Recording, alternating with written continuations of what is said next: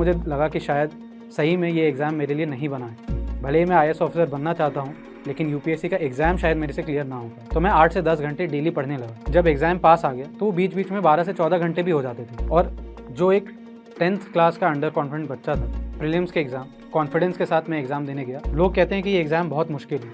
ये एग्ज़ाम मुश्किल है। मैं आपको ये नहीं बोल सकता एग्ज़ाम मुश्किल नहीं है, बट अगर आप नमस्कार, मेरा नाम शुभांकर प्रत्युष पाठक है। मैंने सिविल सेवा परीक्षा 2021 में 11वीं रैंक स्थान प्राप्त की है। ये मेरा पहला प्रयास था और मैं चाहता हूँ कि ये जो मेरी एक जर्नी थी यूपीएससी की तैयारी की, उसके थ्रू मैं आपको ले चलूँ कि मैंने कैसे एक एक दिन और मैंने कब ये तैयारी स्टार्ट की, मैंने क्यों ये तैयारी स्टार्ट की और मैंने कैसे ये रैंक प्राप्त किया। उसके पहले मैं चाहता हूँ कि आप मुझे थोड़ा बेहतर जानें। मैं आपको थोड़ी पीछे लेके जाना चाहता हूँ, अपने बारे में बताना चाहता हूँ, ताकि आप मेरी मानसिकता को समझ पाएँ और मेरी सिचुएशन समझ पाएँ। तो आपको बेहतर समझ आएगा कि मैं किस दौर से गुजरा और मैंने एक्चुअली में क्या किया। मेरे फादर एक सिविल सर्वेंट है 95 बैच के, वो करेंटली दिल्ली में ही पोस्टेड हैं। मेरी मदर हाउसवाइफ हैं, वो एक पोस्ट ग्रेजुएट हैं। मैं जब अपनी स्कूल में था 9वीं और 10वीं कक्षा में, तो सोशल साइंसेज सब्जेक्ट मुझे बिल्कुल पसंद नहीं आते थे। जिस तरीके से हमें पढ़ाया गया था, जिस तरीके से एग्ज़ाम होते थे, वो मुझे एकदम रटने वाले सब्जेक्ट लगते थे और मैं बहुत ज़्यादा उसमें अच्छा परफॉर्म भी नहीं करता था।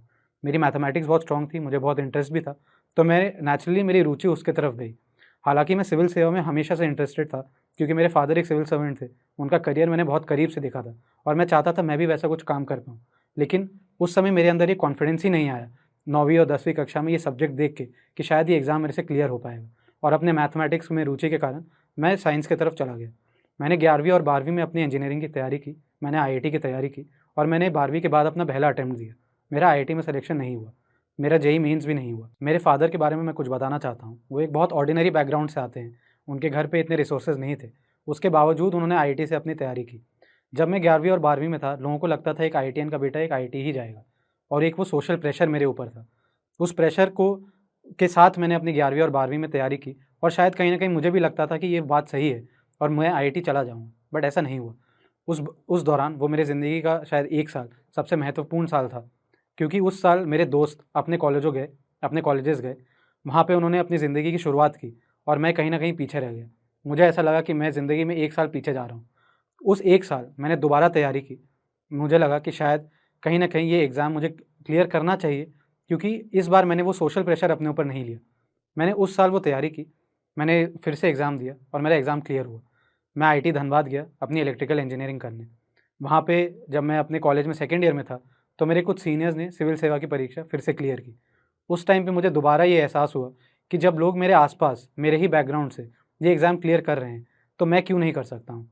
मेरा जो अपने अंदर का एक सपना था, जो कहीं न कहीं दब गया था, जो मैं 1 कदम आगे लेके 2 कदम पीछे लेता था, मैंने सोचा एक बार इस पथ की तरफ एक बार चला जाए, कम से कम एक बार पढ़ के तो देखें। थर्ड ईयर में मैंने कुछ एनसीईआरटी पढ़ने की कोशिश की और मुझे दोबारा कुछ समझ नहीं आया। उस टाइम मुझे लगा कि शायद सही में ये एग्ज़ाम मेरे लिए नहीं बना है। भले ही मैं आईएएस ऑफिसर बनना चाहता हूँ, लेकिन यूपीएससी का एग्ज़ाम शायद मेरे से क्लियर ना हो पाए। तो मैंने दोबारा इंजीनियरिंग की तरफ रुख ली और मैं सॉफ्टवेयर इंजीनियरिंग करने 2020 में बैंगलोर चला गया। 2020 में मैं ग्रेजुएट हुआ, 2020 में मेरी नौकरी शुरू हुई, 2020 में कोविड आया और 2020 में भी लॉकडाउन आया। उस टाइम मुझे ऐसा लगा कि शायद ये सबसे अच्छा वक्त रहेगा मेरे लिए तैयारी करने के लिए, क्योंकि मेरी जॉब हो गई थी वर्क फ्रॉम होम और मुझे ये पता था कि मुझे अतिरिक्त समय मिलेगा इस एग्ज़ाम की तैयारी करने। और मैंने एक चीज़ और रियलाइज़ की कि बार-बार मुझे ये इशारा मिल रहा था कि आप इस एग्ज़ाम की तैयारी करिए। मेरे अंदर भी एक वो गिल्ट थी कि अगर मैं बिना कोशिश के ही हार मान जाऊँगा, तो शायद वो एक सपना मेरा हमेशा अधूरा रह जाएगा। मैंने एक ऑनलाइन कोचिंग स्टार्ट की। जैसे मैंने आपको बताया, मैंने काफ़ी बार खुद से पढ़ने की कोशिश की, मुझे चीज़ें नहीं समझ में आई और क्योंकि मैं फाइनेंशियली सिक्योर्ड बैकग्राउंड से था, तो मैंने एक कोचिंग में अपना दाखिला कराया और वहाँ से मैंने अपनी तैयारी शुरू की।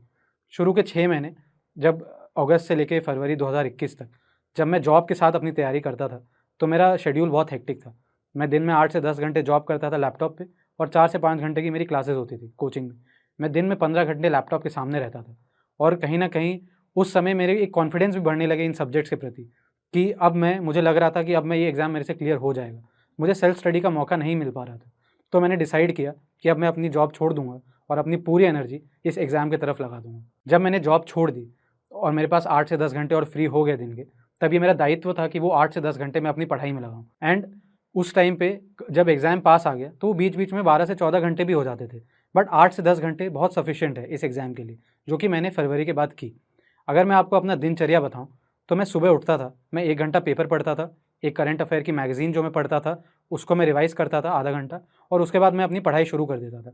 मैं अपने दिन को 2 हिस्सों में बाँट देता था, एक जीएस के लिए और एक ऑप्शनल के लिए।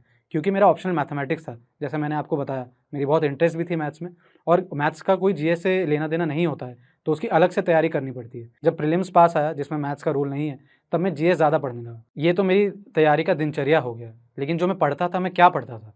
मैं वो किताबों के बारे में आपको बताना चाहता हूँ।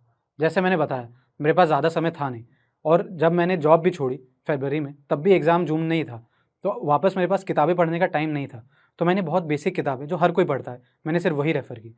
पॉलिटी के लिए लक्ष्मीकांत जी की किताब, एंशिएंट इंडिया के लिए जो पुरानी एनसीईआरटी है मिस्टर आर.एस. शर्मा की, ज्योग्राफी के लिए 11वीं और 12वीं की एनसीईआरटी, हिस्ट्री के लिए स्पेक्ट्रम और economy, environment, science and tech, ऐसे सब्जेक्ट्स के लिए मैं खाली न्यूज़पेपर और जो मेरे क्लास नोट्स थे, उन पे निर्भर रहा। मैं कोई दूसरे किताबें इन सब्जेक्ट्स के लिए नहीं पढ़ा है। फॉर एग्ज़ाम्पल, लोग, एक किताब है शंकर आईएएस की जो पढ़ते हैं एनवायरनमेंट के लिए, वो 400 पन्ने की किताब है। मुझे उस समय लग गया कि ये 400 पन्ने ना मैं ख़त्म कर पाऊँगा, अगर कर भी लिया तो शायद मैं रिवाइज़ ना कर पाऊँ। तो मैंने उस किताब को कभी खोला ही नहीं। मैं सिर्फ़ और सिर्फ़ जो अपनी क्लास नोट्स हैं, उसको मैं पढ़ता चला गया एग्ज़ाम के दिन तक। यही 4-5 किताबें मेरी बेस रहीं, मेरी क्लास नोट्स, जिनको मैं बार-बार मैंने रिवाइज़ की। मैंने इतनी बार रिवाइज़ कर ली थी कि मुझे पता था किस पन्ने पे मैंने क्या लिखा है और वो कहाँ लिखा है। और जो एक 10th क्लास का अंडर कॉन्फिडेंट बच्चा था, प्रीलिम्स के एग्ज़ाम कॉन्फिडेंस के साथ मैं एग्ज़ाम देने गया। मैंने एक बार भी ये नहीं सोचा कि मैंने दूसरे लोगों से कम पढ़ाई की है, मुझे कम चीज़ें आती हैं। जो मुझे आती हैं, मैं उस पे कॉन्फिडेंस रखा और एग्ज़ाम के दिन अपनी पढ़ाई को, अपनी जो नॉलेज है, उसको एग्ज़ीक्यूट करके आया। 10 अक्टूबर 2021 ये था प्रीलिम्स का दिन। प्रीलिम्स का मैं एग्ज़ाम दे के आया और हमें पता था रिज़ल्ट में लगभग 1 महीना लग ही जाता है। तो उस 1 महीने में मैंने सिर्फ़ और सिर्फ़ अपने ऑप्शनल की तैयारी की। 29 अक्टूबर 29th 2021 को आया रिज़ल्ट प्रीलिम्स का। उस दौरान तक मैंने सिर्फ़ और सिर्फ़ मैथ्स की तैयारी की थी और मैंने अपना पेपर 1 पूरा रिवाइज़ कर लिया और मैंने कुछ पीवाईक्यूज़ भी सॉल्व किए। 29th को जब रिज़ल्ट आ गया और मुझे पता चला कि मेरा सिलेक्शन हो गया है, मैं मेंस दे सकता हूँ। उसके बाद जो 2 महीने थे, नवंबर और दिसंबर, वहाँ पे मैंने आंसर राइटिंग शुरू की। आंसर राइटिंग के लिए, क्योंकि मुझे ये मैं ज़िंदगी में पहली बार कर रहा था और मैं जानना चाहता था कि एक्चुअली में कैसे यूपीएससी के लिए लिखा जाता है। मैंने एक प्लेटफ़ॉर्म है, वरुण जैन सर, जो कि पहले खुद एक कैंडिडेट रह चुके हैं। उन्होंने 4 बार मेंस लिखा और 2 बार इंटरव्यू दिया। मैंने उनकी सहायता ली। उन्होंने एक प्रोग्राम शुरू किया था, जिसमें वो लाइव आंसर राइटिंग लिख करवाते थे और वो एक स्पेसिफाइड टाइम में आपसे आंसर लिखवाते थे। उस दौरान मुझे समझ आया कि वो 7 मिनट के अंदर ना मैं कभी आंसर कंप्लीट कर पाता हूँ और जो मेरे दिमाग में कंटेंट है, वो मैं लिख नहीं पाता हूँ। तो वो टाइम के अंदर जो उन्होंने मुझसे प्रैक्टिस करवाई, उस चीज़ का मुझे बहुत फ़ायदा मिला। कुछ लोग ऐसे हैं जिनके पास ये इतना संसाधन नहीं है, वो इनका प्लेटफ़ॉर्म ज़रूर चेक कर सकते हैं और आज के टाइम पे यूट्यूब और ब्लॉगिंग जैसे इतने सारे टॉपर्स ने अपने स्ट्रैटेजी और तरीके दे रखे हैं कि आप आराम से बिना बहुत ज़्यादा एफ़र्ट डाले भी मॉनेटरी, अगर आपको इतनी सहायता नहीं है, उसके बगैर भी आप बहुत अच्छी तैयारी कर सकते हैं। इसका एक एग्ज़ाम्पल मैंने भी यूज़ किया। इसके बाद मैंने मेंस की परीक्षा दी जनवरी 2022 में। 7 जनवरी को मेंस शुरू हुई थी, 16 तक एग्ज़ाम चले थे। इस दौरान मैंने मेंस की परीक्षा दी और उसके बाद, जैसे कि हमें पता है, किसी को नहीं पता होता कि शायद आपका मेंस में सिलेक्शन हो या ना हो। तो मैंने दोबारा ये सोचा कि जो मेरे मेंस में वीक टॉपिक रह गए हैं, उनके ऊपर मैंने दोबारा तैयारी शुरू की ताकि वो मैं स्ट्रॉन्ग कर पाऊँ। मार्च में रिज़ल्ट आया, 17 मार्च को मेंस का, और मेरा मेंस का सिलेक्शन हो गया था। इसके पश्चात मैंने अपने इंटरव्यू की तैयारी शुरू की। 22 मार्च को यूपीएससी ने अपना शेड्यूल निकाल दिया था और मेरे दूसरे दिन ही इंटरव्यू थी, 6 अप्रैल 2022 को। 14 दिन के अंदर मेरा इंटरव्यू था और उस इंटरव्यू के लिए मुझे बहुत सी चीज़ें पढ़नी थी। वो 14 दिन मैंने अपने आप को बहुत गहराई से परखा। मैंने अपने बारे में बहुत अच्छे से जाना, मेरी क्या कमियाँ हैं, मेरे क्या स्ट्रेंथ्स हैं, मेरे पिताजी के बैकग्राउंड के बारे में, मेरे घर के बैकग्राउंड के बारे में, मेरी होम डिस्ट्रिक्ट, मेरा होम स्टेट, जहाँ-जहाँ मैं रहा हूँ, मेरे कॉलेज के बारे में। मैंने सब पे नोट्स बनाए और फिर मैंने मॉक इंटरव्यूज़ दिए। मैंने फाइनल जो यूपीएससी इंटरव्यू है, उसके पहले मैंने 5 मॉक इंटरव्यूज़ दिए एंड उसके बाद मैं इंटरव्यू देने चला गया। 6 अप्रैल 2022 मेरी ज़िंदगी का एक बहुत महत्वपूर्ण दिन। उस दिन था मेरा यूपीएससी का इंटरव्यू, मेरा मेरा पहला प्रयास और मेरा पहला इंटरव्यू। मैं इंटरव्यू देने गया, हर कोई नर्वस रहता है उस दिन। लेकिन मुझे एक चीज़ पता थी, जो मुझे हर टॉपर और हर इंसान जो इस फ़ेज़ के थ्रू जाता है, वो ये बताता है कि इंटरव्यू आपके नॉलेज का एग्ज़ाम नहीं है, इंटरव्यू आपके व्यक्तित्व का एग्ज़ाम। मैं जब उस इंटरव्यू में गया, तो मैं नर्वस था और मैं इस चीज़ को छुपाना नहीं चाहता था कि मैं नर्वस हूँ, क्योंकि हर कोई नर्वस होता है और ये एक बहुत नेचुरल चीज़ है, आपकी ज़िंदगी का बहुत बड़ा दिन भी है। लेकिन मैं कॉन्फिडेंट भी था, अपने तैयारी को लेके, अपने बारे में लेके और एक ऑनेस्टी के साथ मैं उस इंटरव्यू देने गया। जब मैं इंटरव्यू में बैठा तो जो मेरी चेयरमैन मैम थी, उन्होंने सबसे पहले सवाल ही ये पूछा कि आप एक अच्छी नौकरी कर रहे थे, आप यूपीएससी क्यों आना चाहते हैं, आप एक आईएएस ऑफिसर क्यों बनना चाहते हैं। और मैंने उसका कोई बहुत बड़ा आंसर नहीं दिया, मैंने एक सीधा सा आंसर दिया जो मेरी सच्चाई थी कि मेरे पिताजी के थ्रू मैं इंस्पायर हुआ था और इसके पहले मेरी कभी हिम्मत नहीं हुई थी कि मैं इस एग्ज़ाम की तैयारी कर पाऊँ। अब मुझे जाके जो हिम्मत मिली है उसके वजह से मैं यहाँ हूँ और मैं चाहता हूँ कि मैं अपना सपना पूरा करूँ। मैंने पूरी इंटरव्यू बहुत सच्चाई से दी, जो चीज़ें मुझे आती थी वो मैंने बताई। मेरे इंटरव्यू में सवाल बहुत ओपिनियन बेस्ड थे, रिजर्वेशन पे सवाल थे, बिहार पे सवाल थे, बिहार के लॉ एंड ऑर्डर पे, बिहार में इन्वेस्टमेंट क्यों नहीं आता है, मेरे हॉबीज़ के कुछ सवाल थे। इन सवालों के जवाब मैंने बहुत उन तरीके से दिए जितना मुझे आता था। मैंने कुछ ऐसा बोलने की कोशिश नहीं की जिससे वो इम्प्रेस हो जाएँ। मैंने वो बोलने की कोशिश की जो मुझे पता थी। बीच बीच में उन्होंने भी मुझे कुछ हिंट्स दिए, उनको भी मैंने पकड़ के उनको आंसर किया। लास्ट में क्योंकि मेरा इंटरव्यू बहुत हैवी टॉपिक्स पे चला जा चुका था, माहौल थोड़ा सीरियस हो गया था, तो मैंने उस माहौल को लाइट करने के लिए मैम से परमिशन लिया कि मैं कुछ शेयर करना चाहूँगा। तो उन्होंने मुझे परमिशन दिया। उसके बाद मैंने उन्हें बताया कि किशोर कुमार जी का एक गाना है जो मुझे लगता है कि इस इंटरव्यू के एक आधे घंटे के लिए मुझे बहुत ऐप्ट लगा। जब उन्होंने परमिशन दी तो मैंने शेयर किया कि आज उनसे पहली मुलाकात होगी, फिर आमने-सामने बात होगी, फिर होगा क्या पता क्या खबर। ये सुन के बोर्ड मेंबर काफ़ी खुश हुए और थोड़े हँसे भी एंड माहौल लाइट हुआ एंड मैं वहाँ से चला गया। मैंने अपनी इंटरव्यू एक पॉजिटिव नोट पे ख़त्म की। ये एक वो चीज़ आप कह सकते हैं जिसको लोग बोलते हैं ऑन द स्पॉट थिंकिंग, कि आप वहाँ पे अपना काम, अपना प्रेजेंस ऑफ माइंड उनको कैसे दिखाते हैं। आप नर्वस नहीं होते हैं और आप जो आपको लगता है वो आप उनको ट्रू सेंस में बताते हैं। मैं अपनी पूरी इंटरव्यू बहुत सच्चाई और ईमानदारी के साथ दे के आया और उसका फल भी मुझे मिला। इंटरव्यू देने के बाद मैंने वापस 1-2 दिन का गैप लिया और उसके बाद मैंने फिर अगले साल प्रीलिम्स की तैयारी शुरू कर दी। जैसा मैंने दोबारा बोला, किसी को नहीं पता कि आपका रिज़ल्ट क्या आएगा इस एग्ज़ाम में, और ये मेरा दूसरा अटेम्प्ट, मेरा आखिरी अटेम्प्ट भी होता, तो मैं चाहता था कि मैं फिर से अच्छे से दूँ, तो मैंने दोबारा प्रीलिम्स की तैयारी शुरू की। इसी दौरान रिज़ल्ट आया 30 मई को। 30 मई को जब रिज़ल्ट आया, पीडीएफ खुला दोपहर में 1 बजे, तो मुझे बिल्कुल उम्मीद नहीं थी कि मेरा रिज़ल्ट ऐसा आने वाला है।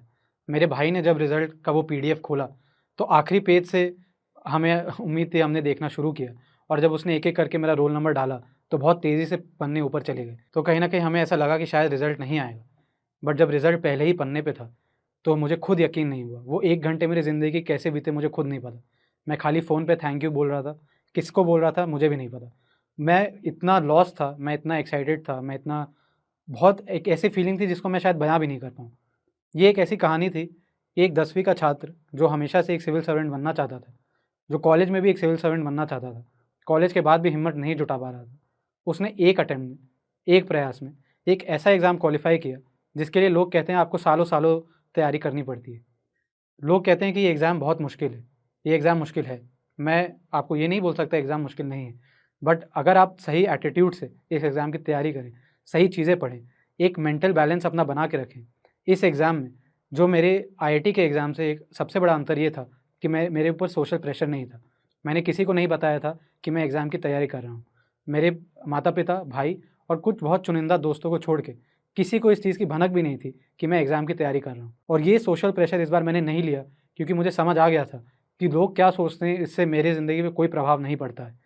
अगर मेरा रिज़ल्ट नहीं भी आता तो भी शायद मैं उतना ही, मैं ये नहीं बोल सकता हूँ कि मैं दुखी नहीं होता, मैं बहुत दुखी होता। लेकिन इस एग्ज़ाम ने जो चीज़ें मुझे सिखाई हैं, इस तैयारी के 1.5 साल ने जो चीज़ें मुझे सिखाई हैं, वो चीज़ें जो मैं अपने साथ लेके जाता, वो शायद रिज़ल्ट से भी थोड़ी ज़्यादा ऊपर की बातें हैं, जो कहीं न कहीं अगर आप इस एग्ज़ाम की तैयारी करें, तब आपको समझ में आएगी। जाते-जाते मैं आपसे एक चीज़ शेयर करना चाहता हूँ कि इस एग्ज़ाम में सबसे ज़्यादा इम्पॉर्टेंट है पढ़ाई करना। At the end of the day ये एक एकेडमिक एग्ज़ाम ही है। ये कोई ऐसा एग्ज़ाम नहीं है जिसमें आप बहुत ज़्यादा लक को फैक्टर मानें या आपको लगे कि आप कोचिंग कर लेंगे तो ही आपकी एग्ज़ाम क्लियर होगी, या आपको लगे कि आपके पास कुछ संसाधन नहीं है तो आपसे होगा ही नहीं। ये एक ऐसा एग्ज़ाम है जिसमें आपको अपनी तैयारी खुद के हिसाब से करनी पड़ेगी। लेकिन अगर आपका तरीका सही है, आपके पास वो बेसिक मटीरियल है जितना लोगों को लगता है इस एग्ज़ाम की तैयारी में, अगर आप सही राह पे हैं, अगर आपके पास गाइडेंस सही है, तो आप बहुत आराम से इस एग्ज़ाम क्लियर कर सकते हैं और आपको ये दूसरी चीज़ों से इतना फ़र्क नहीं पड़ेगा क्योंकि ये चीज़ें सारी सेकेंडरी हैं, आपकी मेहनत सबसे ऊपर है। धन्यवाद।